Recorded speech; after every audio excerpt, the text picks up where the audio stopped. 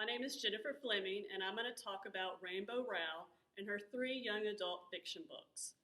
I'm going to give you a brief intro into Rainbow, and some of this is from her About page from rainbowrowell.com, her website. She writes about adults. She has two adult fiction books, Attachments and Landline. She also writes about teenagers. Her three young adult books are Eldor and Park, Fangirl, and Carry On. But she always writes about people who talk a lot, people who are screwed up, and people in love. While she's not writing, she reads comic books, plans Disney World trips, and she argues about things that don't really matter in the big scheme of things.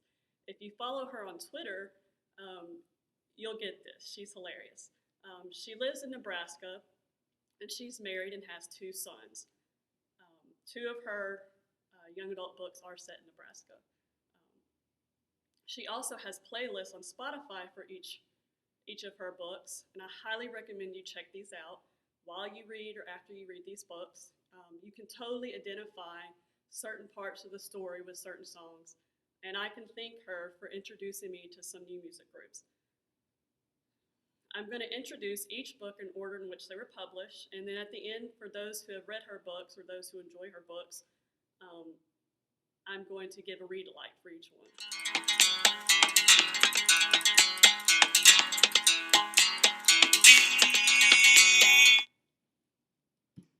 So the first book I'm going to talk about is Eldor and Park by Rainbow Rowell. This is the first young adult book that she published. There are two main characters in the book. As you can guess, it's Eldor and Park.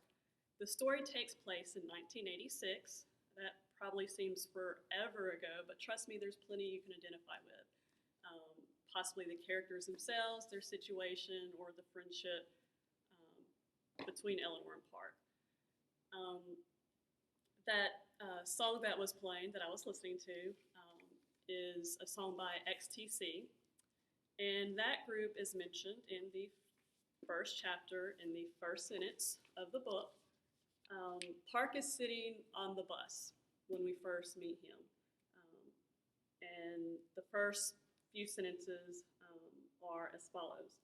XTC was no good for drowning out the morons at the back of the bus.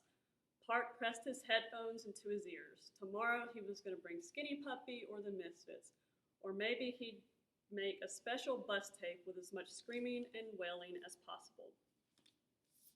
I remember riding the school bus when I was a kid, and I remember nobody sat in their seats, and it was loud, and people were going back and forth, throwing wads of paper. It was insane. Well, Park, he's really into comics, he's into music, but he's also a bit of a wallflower. He doesn't quite fit into any one defined group at his school. He's not a jock, he's not a nerd. And that's possibly because he's half Korean.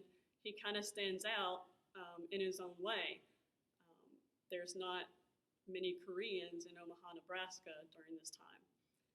His family seems pretty cool, but he somehow doesn't quite fit in with his family either. His dad and older brother are pretty heavy on the testosterone scale.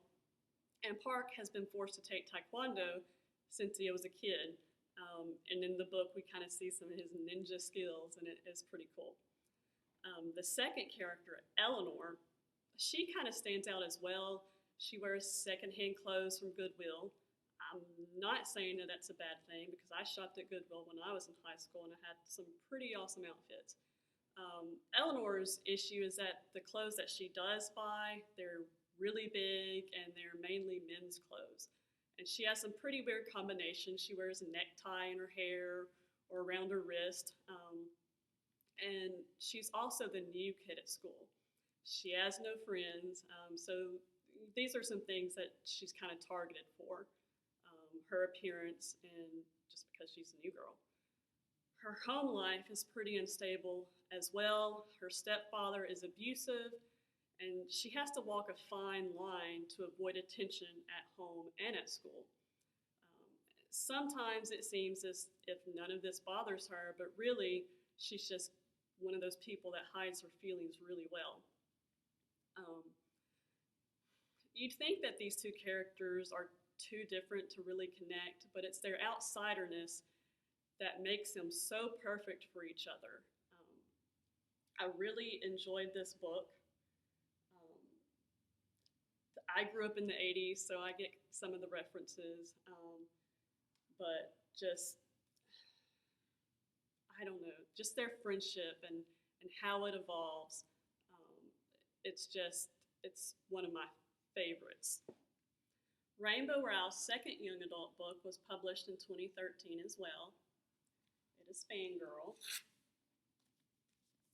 I have the exclusive collector's edition, and it has some fan art in it. And Cather is the main character in the story. She writes fan fiction, Simon Snow fan fiction, and it's based on a series of books in her world that's similar to the Harry Potter series in ours. She's completely obsessed with Simon Snow. She's also in her first year at college, and she's a little unsure how to act.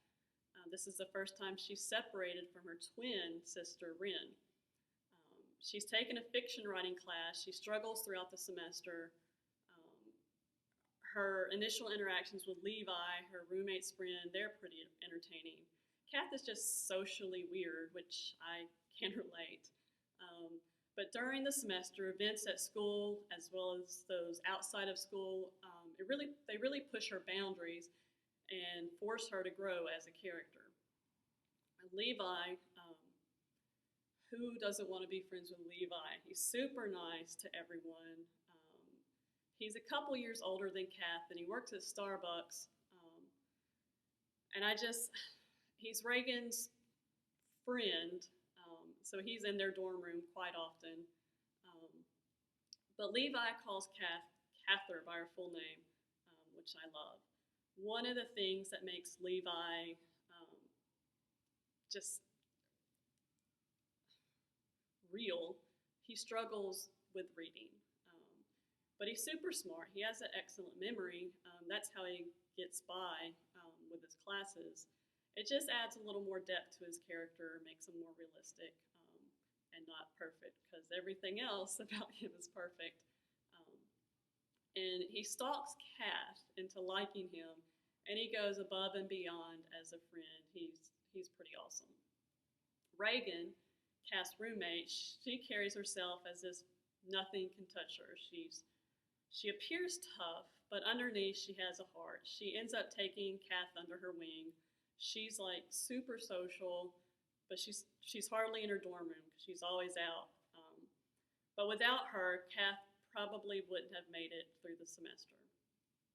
Rin, Kath's twin sister, she's the complete opposite of Kath. Rin is more social and outgoing. She doesn't want to share a room with Kath because she wants to experience college as an individual. She wants to make new friends without Kath holding her back. Rin and Kath, they have, little sibling rivalries and disagreements, but there's a traumatic experience in the book, and that kind of draws them back together, which is nice.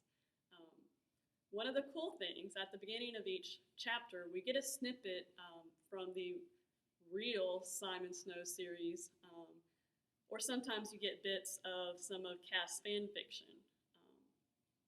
This book covers many topics. Their family relationships, good and bad, first love, friendship, and it's really a coming-to-age story. I absolutely love this book, just like I love Eleanor and Park. They're just brilliant. Rainbow Rowell's third young adult book was published at the beginning of this year. It is Carry On.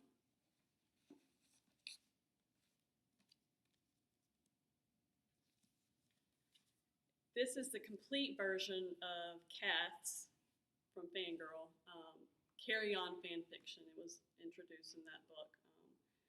This is like Harry Potter if Harry Potter fell for Draco.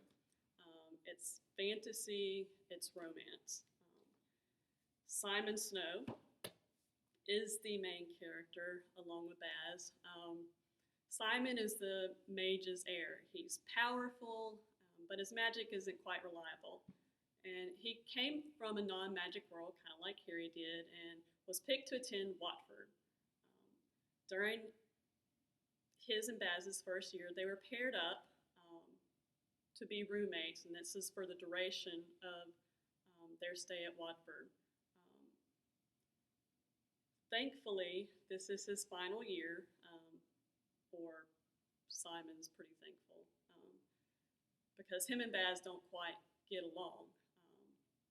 But like Harry, Simon is destined to save the magical world from a big bad.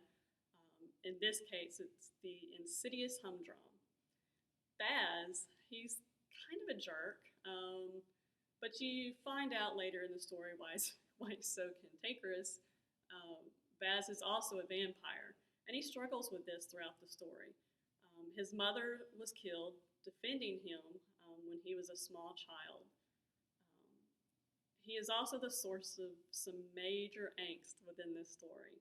He's super snarky, and in the end, Baz and Simon end up calling a truce, and they both work together to find out who killed Baz's mother, and they help each other defeat the humdrum.